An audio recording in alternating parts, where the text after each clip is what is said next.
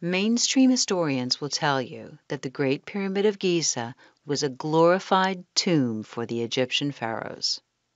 The only monument left of the original seven wonders of the world, this structure was created with impeccable mathematical precision and is a unique, mysterious feat of construction and of engineering. There's only one problem. The Great Pyramid has none of the characteristics of tombs, including extravagant artifacts, ornate wall art, sealed entrances, elaborate coffins, or even mummies themselves.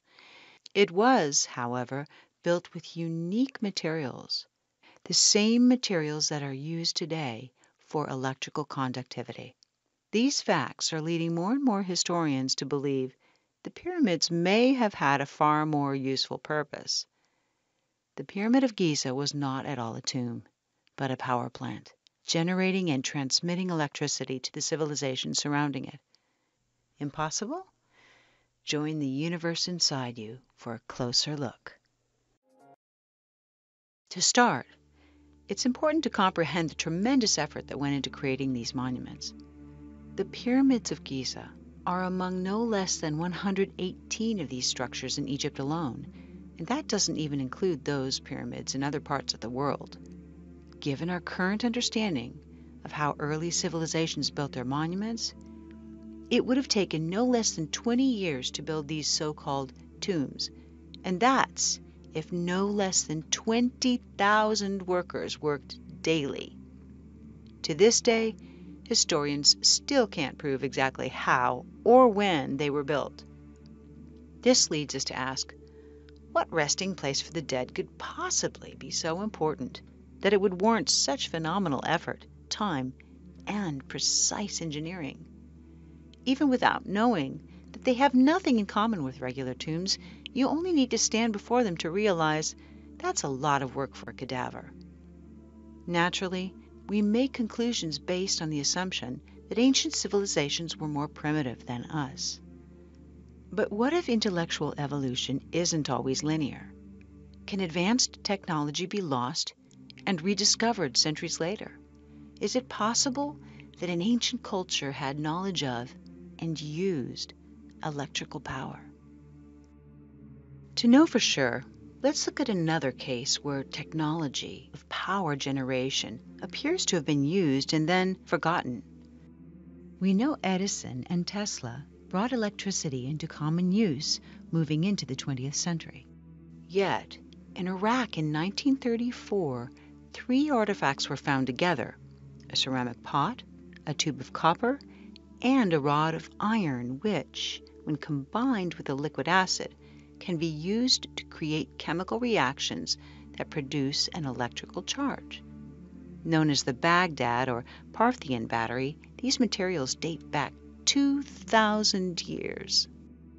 10 years after their discovery, someone using grape juice with similar materials successfully generated a few volts of electricity.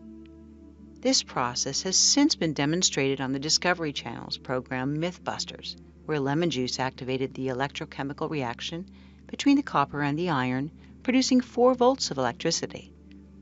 Nowadays, you can simply search online to find instructions on how to create your own battery using these chemical principles.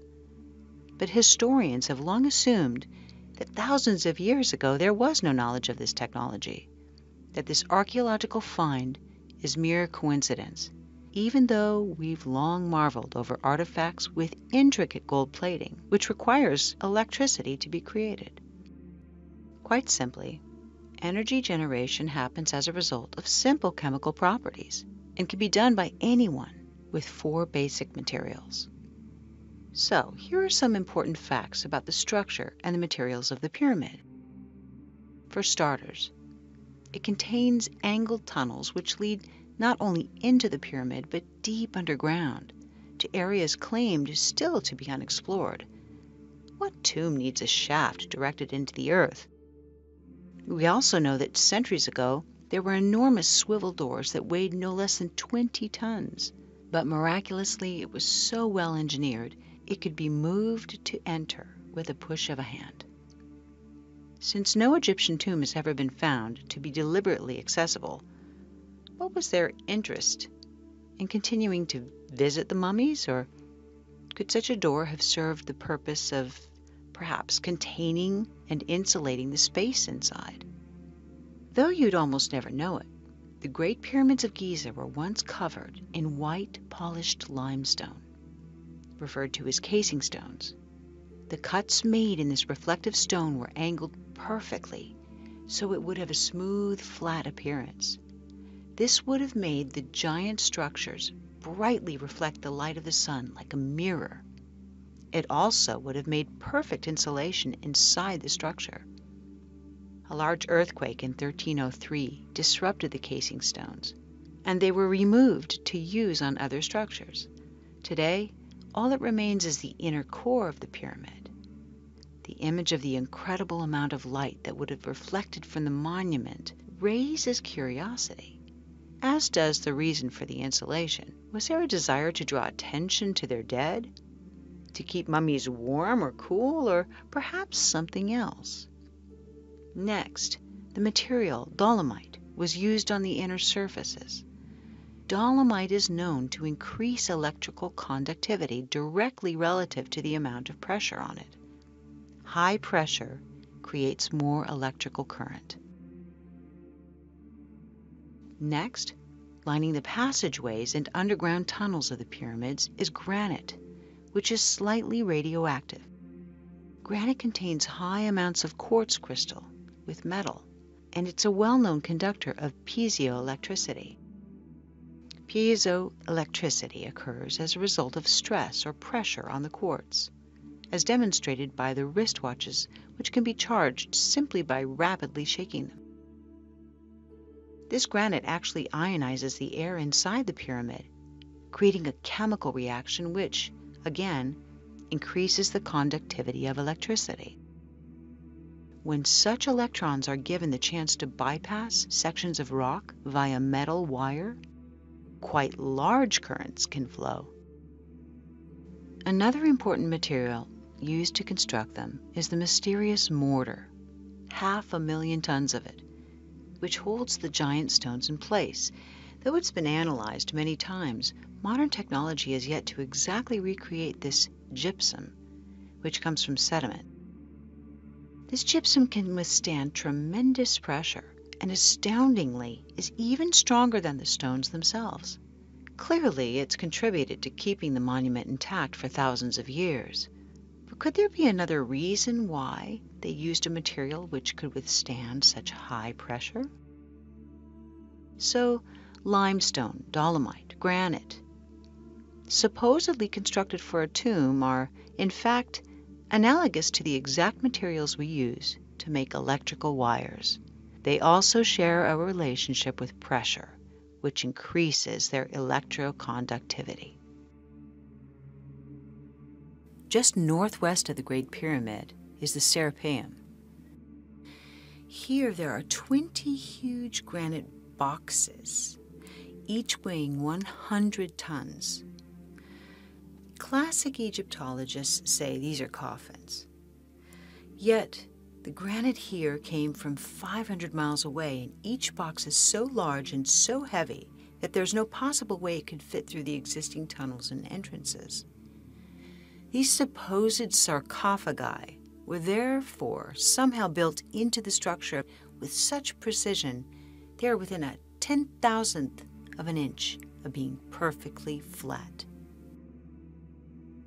In the meantime, any electrical engineer will explain that a container serving as an energy capacitor or battery must be made entirely of the same substance, so there's no interruption in the magnetic field. Could these boxes be just that? If so, there's a centuries-old granite sarcophagus on display in an Egyptian museum that's thought to be unfinished. Unlike those in the pyramids, this one's cracked, suggesting that perhaps it wasn't unfinished, but simply abandoned, because the crack which occurred would have interrupted the magnetic field, permitting it from successfully serving its purpose. So there is clear evidence to support the possibility of an electrical use. Since these supposed sarcophagi are clearly way too large for a human being, The accepted theory is that they were, yes, believe this, bull coffins for the pharaoh's prized bulls. Makes you wonder who came up with the bull coffin theory. To add to the mystery, in 1993, a mysterious and inaccessible room was discovered after remaining hidden for thousands of years. Appearing to have deliberately been concealed by the structure's engineers, the room came to be called the Queen's Chamber and was finally explored in 2011 with a small remote camera to reveal a long-lost mummy? Hardly. It contained carefully crafted copper wire, and more importantly, there were instructions painted as symbols onto the floor, which appeared to show a clear wiring diagram. Look at any battery, from those used in large power plants to the smallest pellet batteries in wristwatches, and you'll see that they require a metal, such as copper, to create the chemical reaction known as potential difference. You can run an electric current through copper wire, and the coil will produce a short-range magnetic field. Add a second coil, and the power is transferred from one coil to the other. A windowless room with copper wirings could create a higher potential on one wall, which transfers energy to the lower potential on the other wall, consequentially releasing electromagnetic energy into the confined space of the so-called Queen's Chamber. Sadly, these wires have since disappeared entirely, and mainstream Egyptologists claim there's no functionality whatsoever to this room, as they also claim there's no functionality of anything in this structure beyond the ways it serves as a tomb. Good place to note, however, that the foremost Egyptologist, Zahi Hawass, was indicted for theft of Egyptian antiquities. It could still be argued that the electrical materials used to construct the Great Pyramid are simply coincidental, because an energy generator still requires a catalyst from another source. Perhaps then this explains why the pyramids are geographically located over a powerful natural generator, underground rivers and aquifers. Physioelectricity could be harnessed from the power of the current as the water flows.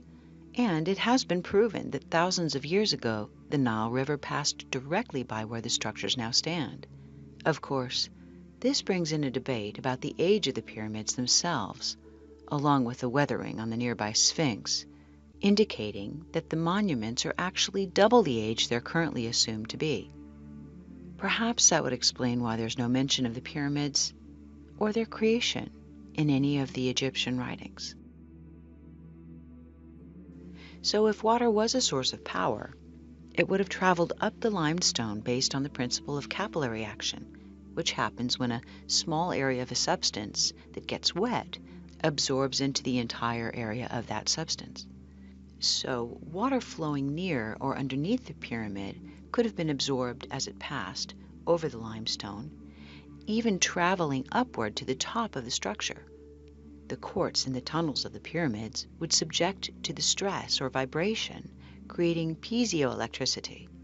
The high force, speed of the rising water, and the pressure would be analogous to filling a syringe, generating electromagnetic energy within the structure by the materials within it, and conducting it upwards to the now missing capstone. But why? The geographical location of the pyramid may give us some clues.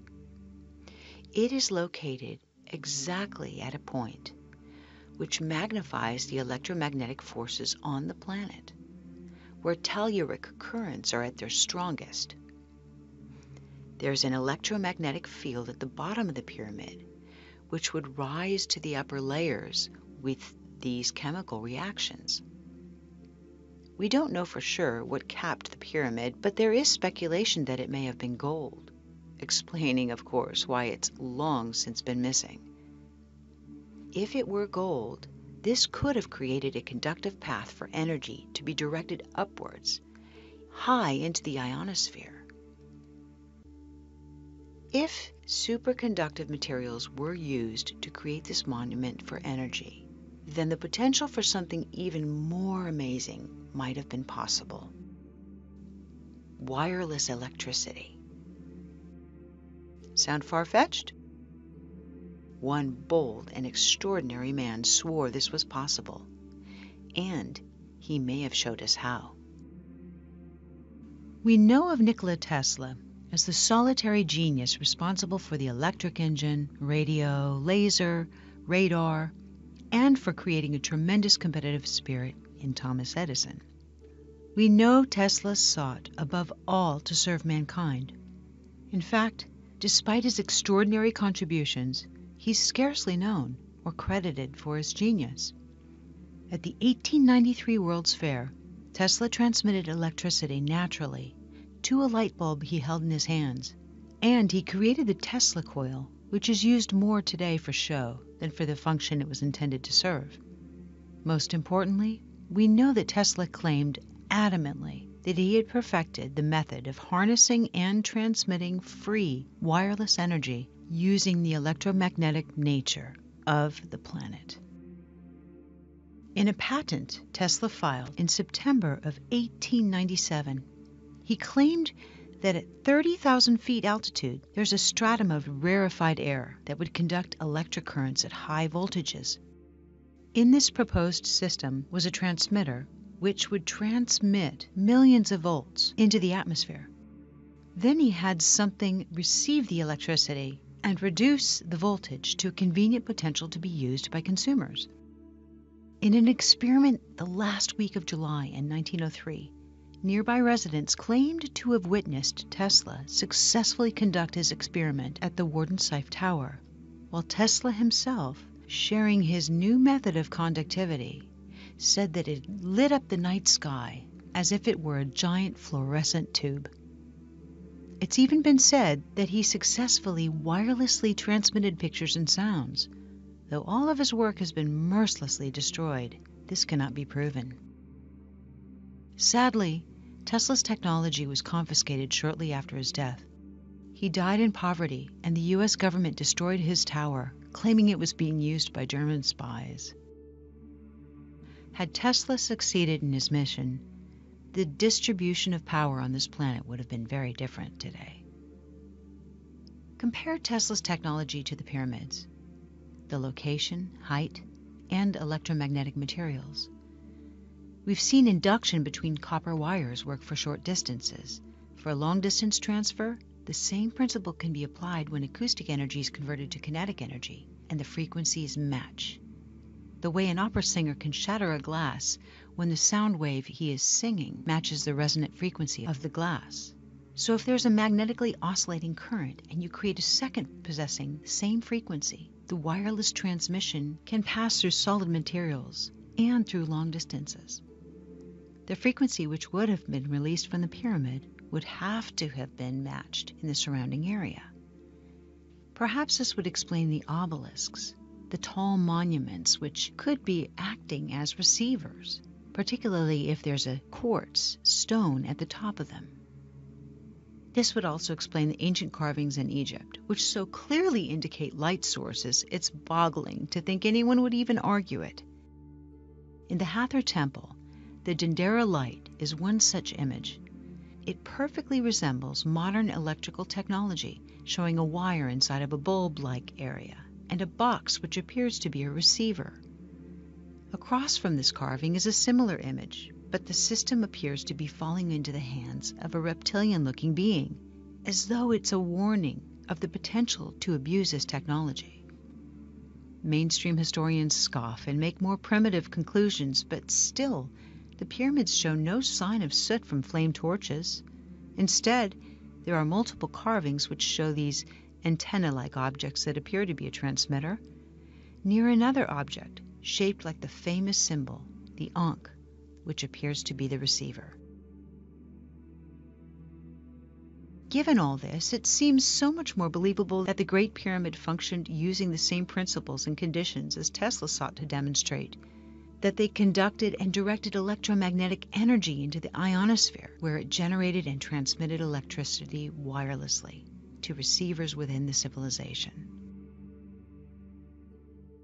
We've long believed that the pyramids were just tombs, but this theory raises more questions than it answers. Why do they have nothing in common with other tombs? Why the unique construction materials made to build it, including the very materials required for conducting power. Why the oversized granite boxes proven to have never contained any mummies, or the ones that are clearly too large for humans. Why the alignment with the North Pole, the 20-ton swivel doors, intricate tunnels and chambers, shafts, and areas still yet to be discovered. Why is there no soot from fire torches anywhere inside the structure? And why do the tunnels protrude deep into the earth? These mysteries still elude our understanding, but more and more people are accepting the possibility that the Great Pyramid of Giza had a more important function than we understand. We know there is a heightened electromagnetic measurement around the pyramid that's equivalent to that made in an electrical storm. We also know that if you look at them from space, you can see that they're actually 8-sided, not 4-sided, and that there are strange heat spots observable only with special equipment. They have unique electric materials, including copper, and a design that suggests high pressure and water power. They have a powerful magnetic structure and placement over the telluric currents.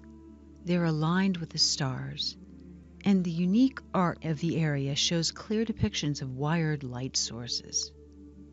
All these things suggest there's a lot more to this story than we've been told. All these circumstances make the likelihood high that the pyramid was created to be a compact energy generator and a broadcasting system that transmitted electricity wirelessly. The implications for this understanding of electrical power by an ancient culture is huge. It would rewrite history as we know it. Do you think that free energy could be transmitted wirelessly around the world? And whether or not you do believe that, do you think that if it really could do that, we would actually know about it? Thank you for watching, and hit the like button if you enjoyed this video. If you're new, please hit subscribe and the bell next to it to be notified of future releases.